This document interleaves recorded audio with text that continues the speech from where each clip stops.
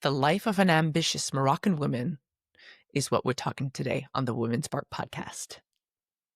We all have dreams and aspirations as women and human beings.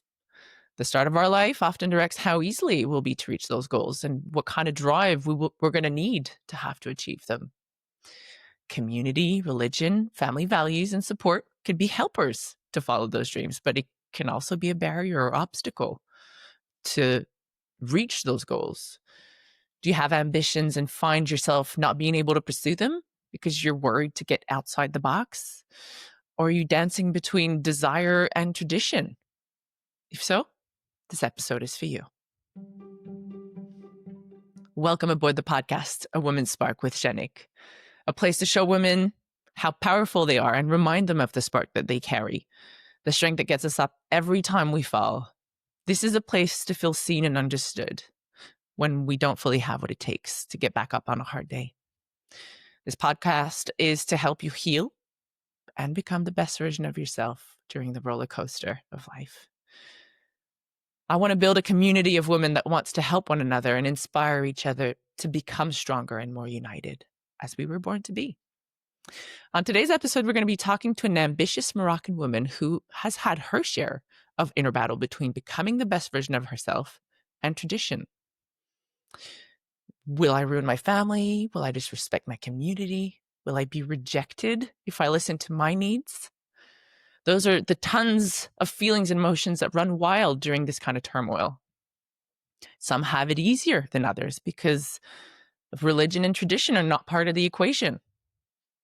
Did you know that according to Wikipedia, the history of women in Morocco can be divided into periods: the before, during, and after the arrival of Islam.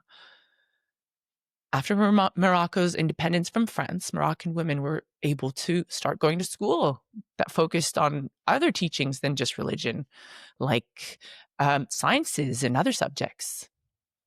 Moroccan women are increasingly participating in various aspects of Moroccan life, including entrepreneurship, industry, and education. While traditional roles and social expectations still exist, Moroccan women are also actively involved in the ongoing fight for women's empowerment and challenging traditional norms. The need and desire to achieve those ambitions is worldwide. Many women are oppressed in a patriarchal society. Some women still don't have the right to vote, walk alone, or choose who they're going to marry. So for women, this is centuries of history to undo, and even today. On today's episode, my guest has had to dance herself with those. She was born in Morocco, has now moved to Canada with her husband and children for the last couple of years. She's battled between being ambitious while keeping her tradition and respecting the people around her that meant the most to her. She's a very respected influence in Morocco. She's, like I said, a mother and a wife and a daughter.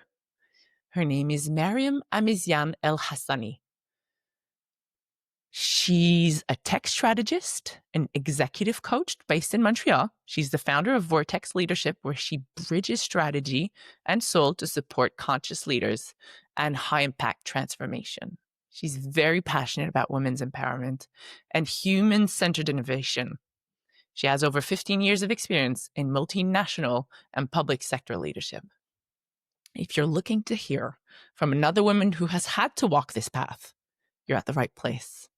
Let's take a short break and welcome her after this.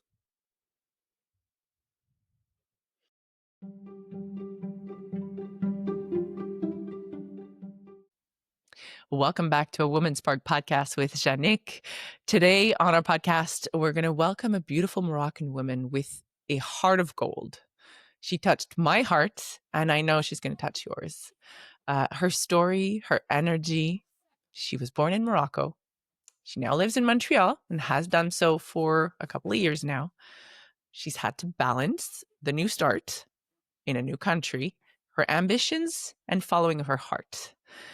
Please welcome our spark of the day, Mariam Ameziane El-Hassani. Hi, Mariam. Hi, Janik. How are you? Good. Thank you. Thank you for coming on board the podcast. Thank you for inviting me. It's a pleasure to be here. When we spoke last time, it really struck with me how, well, first of all, I just mentioned it, your heart of gold, your energy, and your path is what I really wanted to transmit in the podcast of today. Whereas there's a lot of people who come from different countries where following their ambitions is often an inside turmoil uh, to get them to realize it. So I would like you to tell us about your story and when did your ambitions start, how you got to them, and where you are today. Thank you, Janik, for this very beautiful question. And in fact, my story with the ambition starts very, very early. I think I was like in 10, 12 years old. First, I was born in Rabat, and I did grow in, normal condition in Rabat. Later on, maybe we'll have the occasion to share more about the conditions in Morocco. But I always dreamed. I had big dreams.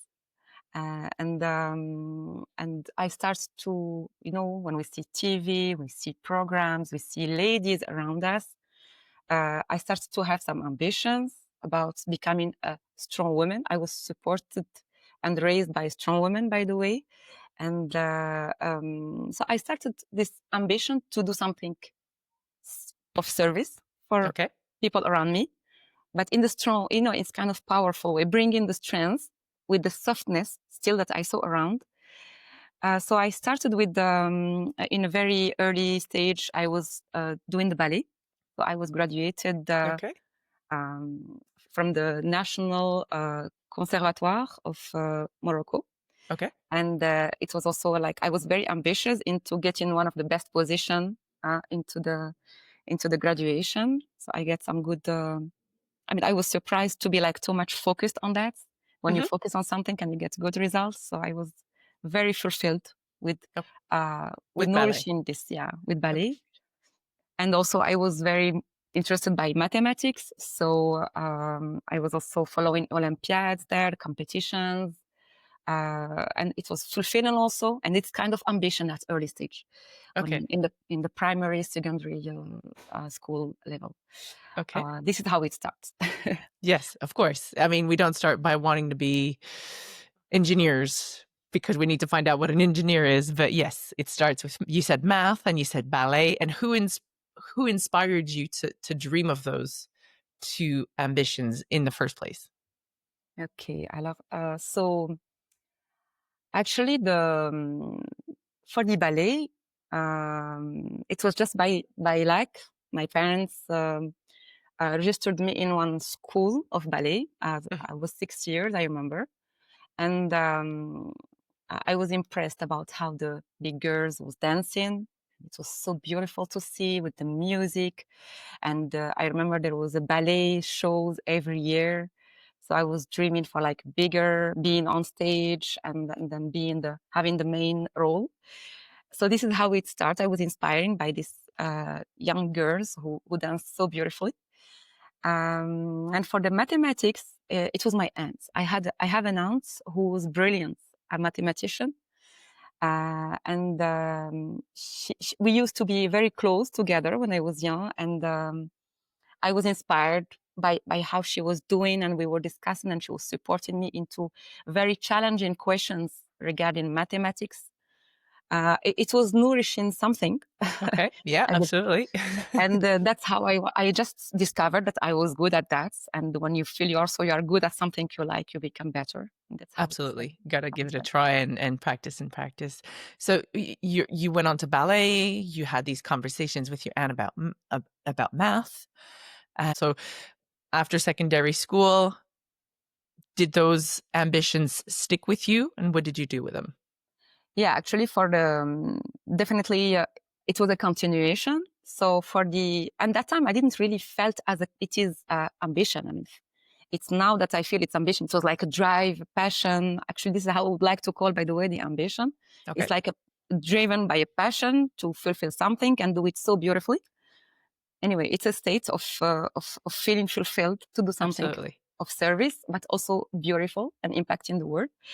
And I was surprised I was talented in that two parts, as I was like, as I told you, in both. So I continue till I get my diploma in parallel dance, and in the other side, I started my engineering studies Okay. in telecommunication, and then so it was in parallel. I participated. I represented Morocco in the international competition from the ballet side, Wow. and it was a very, very nourishing. There was a lot of discoveries. I mean, for a young girl who starts to discover the beautiful world, and it gives me another passion, which is the travels and discovering the world. So one after Okay. one, And so you went things on to come. work Yes. also in engineering as well as doing the ballet afterwards. Yeah, actually, when I started engineering, actually, it was the end of the ballet diploma because I spent like 12 years fulfilling my ballet cursus. And actually, it was hard at the last 3 years because it was like very intensive preparation in parallel with the mathematics, which was also very intensive. Yeah. But yeah, when I started to work as engineer, it was the end of the studies of ballet. So I started to teach ballet Okay. in my free time. So you went into ballet, you went into engineering. Were there any moments where you were battling with those because of outside noise or outside pressures to to do something else, or maybe to find a different path that would align more with the outside pressures? To be very frank, till the first years of my job time, Mhm. it was around till my 25 years, I was not having a lot of questions about if it's meant for me or not. These Okay. questions came later in my life, but in that time, I was just fulfilling a passion, which turned to be also a job. And fulfilling job, and also dancing, which was fulfilling my heart, and that's it. The questions came later. Came Okay. later. When do they come? They came around 30, 30 around the years old. age of Okay. 30. Yeah, I started to feel a little bit so comfortable in my job position. I was starting to look for something new, and I was looking for what is this new to be. What is the next step? Because I'm quite intensive into fulfilling actions, and that time I started to question myself what I want, what it is me, what I like, what I want to be. So it's in that moment when I started to find that for the ballet it became difficult. In that moment, I started to feel that the conditions, the social conditions, also sometimes, and I have to make a choice between the work and the ballet, between family also because I was married and with the first baby. So Mhm. then start to see how the conditions, social conditions, and women condition between work, life, passion, and family uh, need to be arranged and balanced. Okay. So it's more the family dynamic that you had to juggle, the responsibilities and choosing where you wanted to focus more of your time. Am I understanding this correctly? Exactly, Okay. because around the 30, I started to have missions out of the country. I was in multinational in telecom, Hmm. as I said, and I'm again as a Moroccan lady. We have this what I believe is a beautiful culture of family Hmm. and caring, and Absolutely. that we've been nourished when we are young, and we see our grandmothers, our mothers, how much they are giving, they are sharing, and I was inspired to be the same. But in the same time, I was also having a big passion for my job. And to do so, I was like driven also by traveling, meeting, co-creating, and there was some dilemma So to a bit handle. torn between your heart and two hearts really, because your work was your heart and your family was your heart, and wanting to follow the tradition of all those beautiful women that you had seen who had formed you, wanting to reproduce that for your own children, right? So you were torn between your two hearts. Is that fair to say? Fully, that's exactly. How did you manage to merge the two? Big question, actually. I didn't manage in the beginning. It was quite hard for at least 3 or 4 years. Um, as I said, And you mentioned so clearly there is passion behind both, Yes. and I'm quite passionate person. So I was not very, very easy handling the different parts. I was like and this is again maybe one of the values, because we're talking about Moroccan ladies. One of the values is every morning taking care of the kids, of the child, but in a very intense way. There is a lot of emotion, there is a lot of caring, sometimes even over caring, we could say. Okay. But this is how we were surrounded by a Yeah. lot of love, and we feel so. I mean, it's part of our identity, and it's fulfilling to do so. But again, if I go back to the dilemma, once I drop the kids to the school or my husband drop them, I go to work. So far, it's fine. But once the work start to take more time, again, it's a Yes. passion. It's Yeah. not boring. It's very interesting because it was about co-creating projects for social impacts Yeah. using IT. So it's quite it was quite interesting for me. And when you see the results, also you want to contribute to a better world. That was the drive also behind. So when once I start to be a little bit late for the family, my heart was like between two parts. Like there is a guilt, there is Absolutely. I want to be here, but I want to do. Of course, for my case, the family was the first, but sometimes it was not easy to stop something you start after the official work time finish. So Where did you have to cut? Because obviously, by doing both, who demand 100% of your energy on both sides, where did you have to cut, and how did that make you feel? actually, for me, it was difficult to cut. Again, I will tell you the lesson for later, because after 3-4 years, definitely I had to cut something. But in the beginning, what I was doing, it was I was giving like a week where I was fully focused on one part, Okay. of course, doing the rest, but like I need to balance after that. So I was Of playing course. between balancing. If I feel I spend too much time with this parts, the rest of the days, I feel I need to balance. That's Of how course. was my life. Um, for example, if I spend a week traveling or a few days traveling abroad for some business meetings, when I come back, I try to take definitely more time with family. Yes. But what I was uncomfortable about is the guilt behind. I mean, it's also there is this feeling of guilt that I Yes. wish I couldn't have. That's the maybe the Is small it a guilt you put on yourself, or did you also have guilt from outside? actually from both sides, and there Okay. is within. Without even having outside, I was already having a guilt. Yes. We guilt ourselves all the time as women. So But yeah, but also, as you said, definitely the community, I mean, the culture. yes. There could be a looks. There could be. I mean, we know the culture. I was not. My parents was not such. We didn't have this education with my parents, but definitely with society, I knew that. So yeah, I felt little bits also from outside. Okay. And I think for any listeners who are in a similar situation as you and they want to follow their dreams, they do have ambitions, but they may not have that same luxury where the family's so understanding, but maybe they do. But they have that guilt inside them. They have the pressure from themselves, which we always give ourselves, and the outside. What would you suggest? What would be your advice to those women who want to follow their dreams but feel that pressure?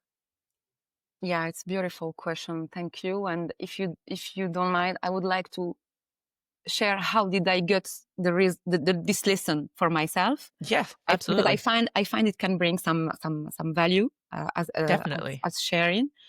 This what I will share is I learned it from my own experience, because I stayed in this rhythm, intense. The intensity was beautiful, but the guilt was not, Okay. definitely, because it was taking a lot of energy, and I didn't give enough time for self. Even though I was craving also time for self, so or I was Yes. catching for the night or catching from the morning, early morning, because I also needed to recharge by myself. Yep. So I stayed like that for around 3 years. But after 3 years, the body was like very, very tired. Body emotionally stressed. Absolutely. The body, the soul, and the exterior. So it starts. It's everything starts with us. So your body was starting to shut down. And I was feeling it was impacting also my family life. And I mean, it starts from something and it came back to the also the work. I was quite stressed. It was really, I felt that something went wrong till really, really at one moment, the body was really like not okay at all. I had to take days of rests, kind of burnout. Yeah. And so the lesson I would share, I learned maybe one or two. The first one is definitely need to care about the body and about the emotions. If you want to take care of your passion, you need to know how to take care of it. This is first, because I mean, I was following the passion with so strong way. I like this, I will do it. I like this, I will do it. I follow my heart, whatever it is. It's beautiful. It makes you happy. But the body, you need to respect your body. You need to respect your emotion, all your being. And this is, I didn't do. I thought I was invincible, but definitely something to honor for that. This is my first lesson, what I learned. Before we take a quick break, I would like to ask you one last question, because yes, the body, we have to listen to ourselves, we have to listen to our mind and what we want to do, but how do you tune out the outside pressures and the outside noise? How did you manage to do that? Yeah, that was my second lesson. You mean for the how to manage the outside?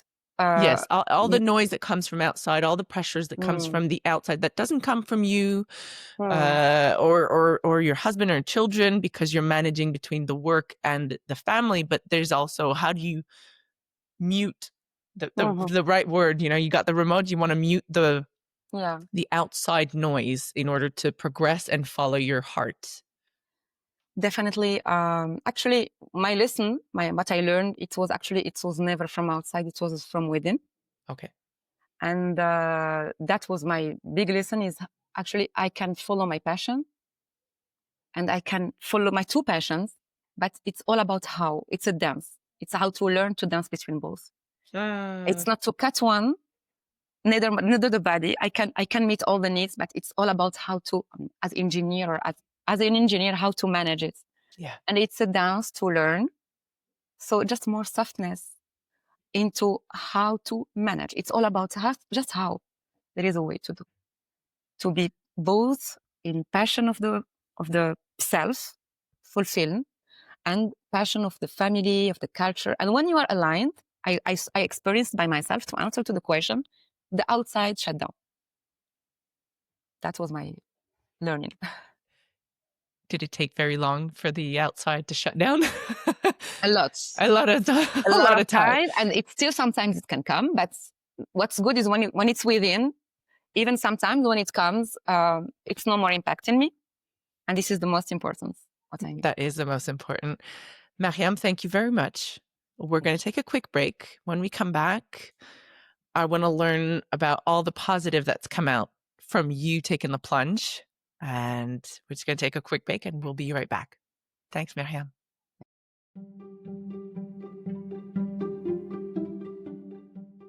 Welcome back to the podcast, A Woman's Spark with Janik.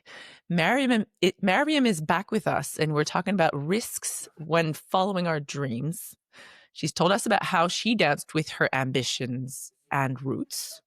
She's a Moroccan-born woman, mother and tech strategist, and executive coach based in Montreal now. She's the founder of Vortex Leadership, where she bridges strategy and soul to support conscious leaders and high-impact transformation. She's passionate about women's empowerment and human-centered innovation. Welcome back, Mariam. Thank you.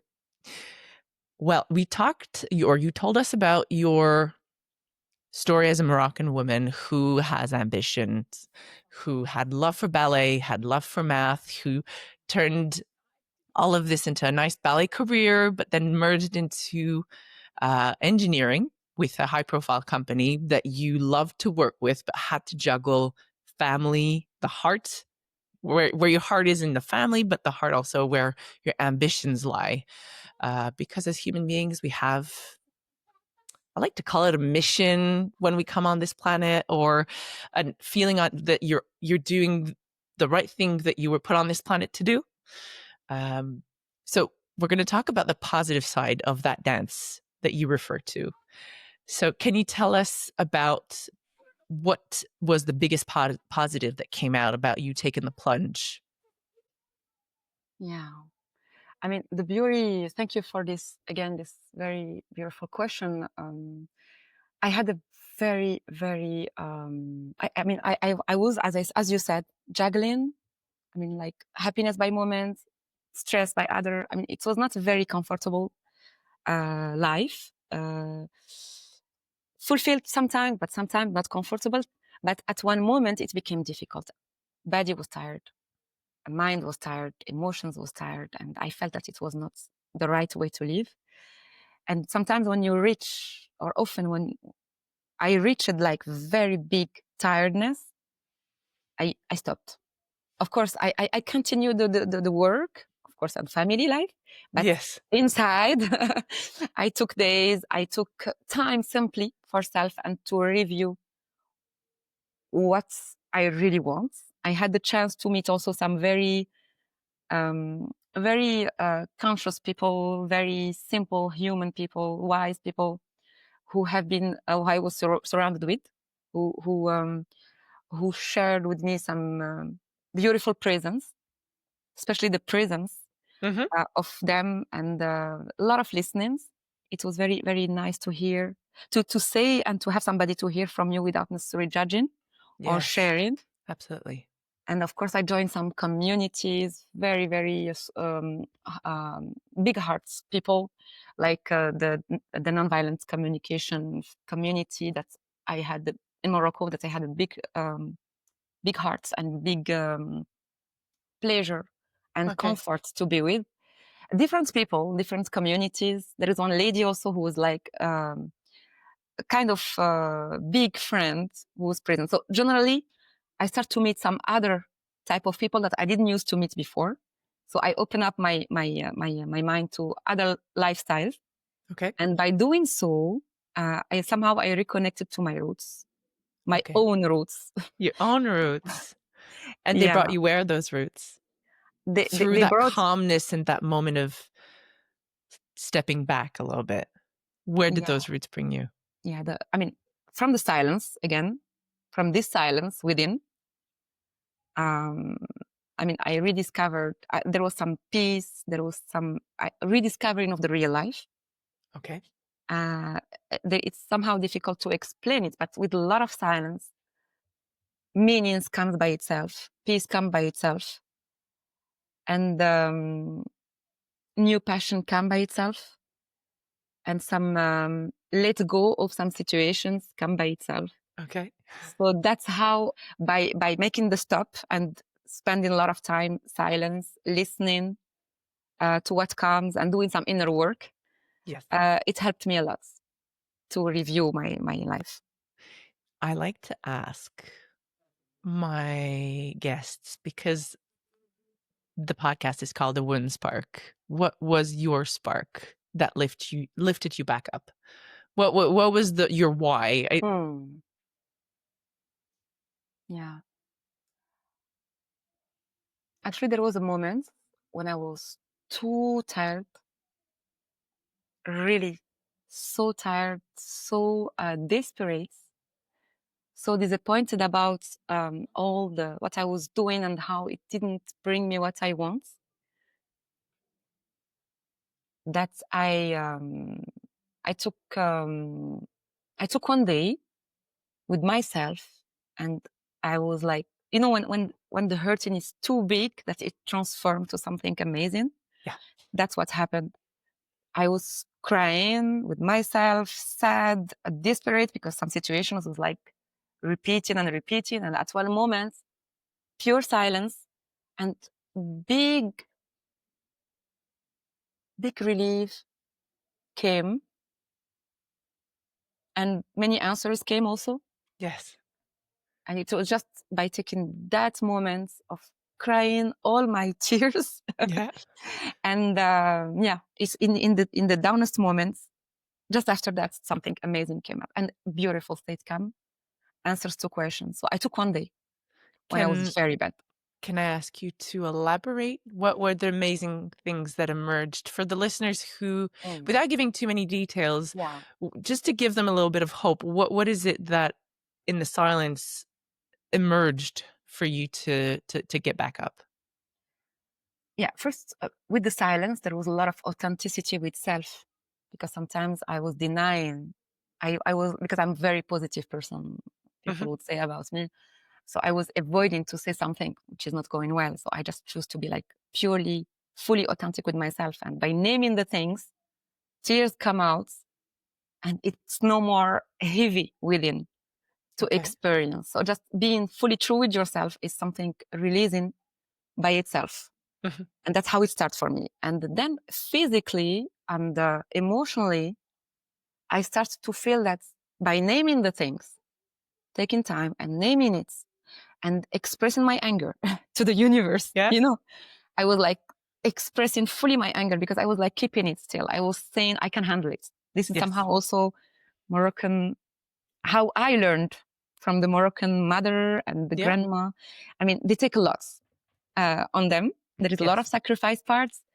And I decided that day to just, it's okay. I will tell everything, even my anger, why this thing is not working, why this. And when I put everything out, I feel released. And when I feel released, I start to see how the sky is beautiful, because I was in front of the sea, so how the nature is Yeah. beautiful. And slowly by slowly, I start to realize that I was like, um, like drawn in the half cup, as we say. Yeah. And I start to see the life differently. It's not something we can understand with the mind Yeah. necessarily, but it's in a moment of pure truth with self, That's it. It's without nothing to do lying, with the mind and the rational. It's all to do with experience. experience, being in touch with your true self, and And expressing ex- really what you feel, not yes. hiding for self, directly with self. When you talk about your roots and then you touch back on your roots, can you name a couple that you touched back on that our listeners may be like, oh yes, maybe I can, if I reconnect to that. What do you mean by the roots? I mean, because you mean, can you please explain? If we think of your family values Yeah. of, because we've been talking from since the beginning that your examples were family members, Hmm. people who raised you, who had their way of living and passed those values on to you. And not long ago, you said I reconnected with my roots and I reconnected with where I'm, who Okay. I truly am from the inside, but also the exterior Yeah. factors Yeah. that are Actually, the roots. actually for the roots, that the first. When I was young, I had a very big models Mhm. for what I call roots as a woman, as a Yes. Moroccan woman. And then there are three because each one teach me so beautiful lesson, and that I honor till now, and I Yes. really model. That I had to learn to have this model in my own way. That would be Okay. my lesson for the end. But first one is my grandmother, the mother of my mom. She was so strong, but in the same time, from her own home, strong and generous, and from her own home, people come to her. She doesn't have to do anything. This kind of strength, but surrounded with softness, Yes, an attractor, a light. attractor, and she was capable of making for us from nothing the best. Uh, the best food. It's like a feast what we were eating with her. I mean, it's simple Wow. food, but it looks like as tasty as impossible. Even I'm trying to do it at my home or wherever, it's at all not the same It thing. brings comfort and Oh, safety. Oh, it was really tasty and simple and so full of love. She used to gather me and my cousins together, and it was pure moments of love. And that's for me the one of the biggest models of strength. From where you are, you don't have to do so many things outside. You can be so powerful. And my all family members comes to her, and a lot of strength and the wiseness behind. I mean, she was very absolutely. modern also. When I was asking her questions about the life, she looked very modern about how she addressed the current society Okay. challenges. So that's one very very beautiful model. between a woman who is strong and in the same time soft and generous. Okay. It's beautiful lesson. And my mother, very strong, also like her mom, Yeah. but also vulnerable. Again, this mix. We find a lot also in my examples. There is a lot of balance between strength and vulnerability. And she had a moment when she lead groups from my cousins, her cousins also. I mean, she's really like attracting also. But and she cared about everyone who have exams. She has to call them to check. This kind of a lot of generosity in all this. But in the same time, there was overwhelming emotion. Yes. And so nothing comes alone. I think with age comes a different stage of, I don't like to say maturity, because at 40 or at 30, but it comes with a different type of maturity. Because you talk about your grandmother of comfort, and people were drawn to her with her food and her warmness, and feeling secure and comfortable. And your mom came with a lot of the same things, a lot of the same qualities. But when I look at my children, between me and my mom, which is their grandmother, the grandmother is a lot more giving and comfort and safety. And me is more like structure, but love. So it's a different type of maturity from a different perspective. Is that correct to say for your family too? Fully. And I had just to complete, because that one was playing also a very important role, is about the dream part. I had an aunt who was a big, she's not in the strength part. I didn't feel this kind of hard way of strength, but she was like, never forget your dreams. She was always, every time I bring her a challenge, tell me, it's the one who is a mathematician who inspired me for the science in general. Every time I come with a challenge, then there is always a solution. There's always a solution. I like that. So that one, it inspired me to really follow my dream in the conditions also where sometimes I could think I'm limited. What I take from what you've said, and to transpire into the listeners, is the people around you, they've taught you a lot of things, and you take from each relationship what suits you and what you can use to accomplish your ambitions. And it's not always, a lot of people think of ambitions with, they relate it with money, but it shouldn't be that. It should be visceral. It should be something that drives you and wakes you up in the morning. And it may be that your grandmother is going to give you a parcel of that. Your mom's going to give you another piece of that. And your aunt is going to give you another piece of the puzzle, and so on and so forth, which brought you to be who you are today. Right, Mariam? Yeah, fully, yes. Exactly.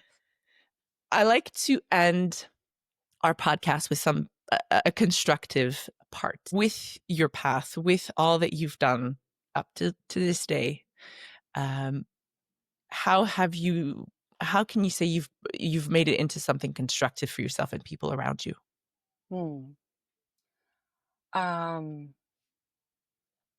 For me, because I spent years in Morocco till I just moved recently in Canada, I can share it from just some this way.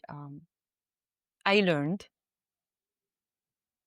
that following the dream doesn't create any contradiction with honoring the roots. It's only about a way how to play the dance, how to honor the roots, take what you want from the roots, what serves you, honor the rest, but don't take everything. Take what fits you. This is what you call maybe maturity. Yes. And the experience is, I find that we are not here to fit all the roots condition or all the ambitions of the world. It's just listening to self. When you listen to yourself, you start to see the beauty behind, the treasure behind what your roots bring. Yes. And the beauty also behind following your heart. By ambition, I mean, really, you feel something within you who want to express itself to the world. Since you get enough love or not enough love, it doesn't matter. You learn things from your past and how you can transfer it to the next. This is what I would call maybe ambition, really, for me. Yeah.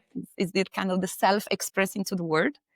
It's a real calling, and when you don't follow it, or when you think it's contradictory with roots, you can become miserable. So you can do both. Even you can do it so beautifully and they can play so beautifully. But just you need to be patient and brave enough to follow it with the softness into the following. Learn the process. Sometimes it will be the right time. Sometimes it will be hard, but just never forget where you want to go and take the best from your roots. Wow. I love it. I love it. Really. It's beautiful. And it, it applies for every woman. And I don't know where I'm going with this. I kind of lost my words and my train of thought by I was really deep into what you were saying, because it's true. And no matter where you're from, no matter what religion, community, past, youth, country, orientation that you might have, it's a balancing act and following your heart and seeing the best that you can provide to this world by making sure that you juggle your heart, your soul, and your body all together. Thank you. I'd like to end on one question. Where can we find Mariam today? Where are you? What's your future looking like? What are your new aspirations and ambitions? Can you tell us about that? Actually, I'm now in Montreal, and I chose more strongly to follow with the softness again, Yeah. to follow my big heart's mission.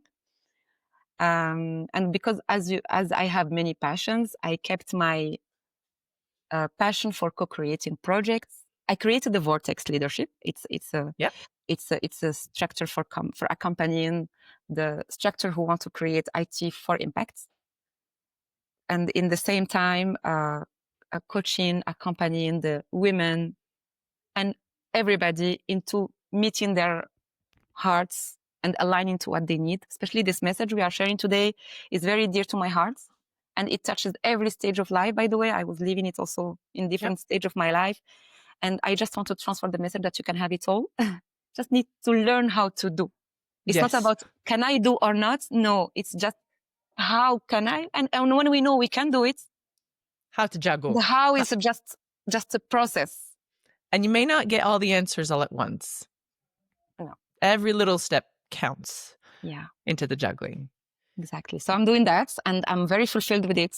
And that's what I'm doing now. And also linking, because I'm a bridge woman also. So I like to bridge IT with the contribution projects, human with the mind, Morocco with Canada, by the way. I'm doing also some projects between the two parts and with the world also. So definitely bridging, connecting, and creating this beautiful dance between different worlds.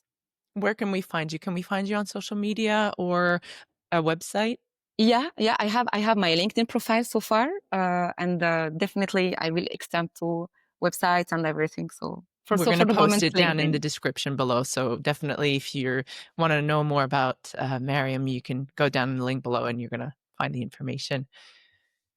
Thank you so much for sharing your story, Mariam. I really, really appreciate, and I'm pretty sure it's going to help other women out there who are juggling with the idea of what comes first. And if we can conclude on nothing comes first. Those were your words. Nothing comes first. You can have it all. You just step by step move towards what you want to do. Yeah. Thank you, Janik. Really, thank you for this beautiful topic and this beautiful woman spark that will inspire so many ladies. Really touched by your mission. Thank you.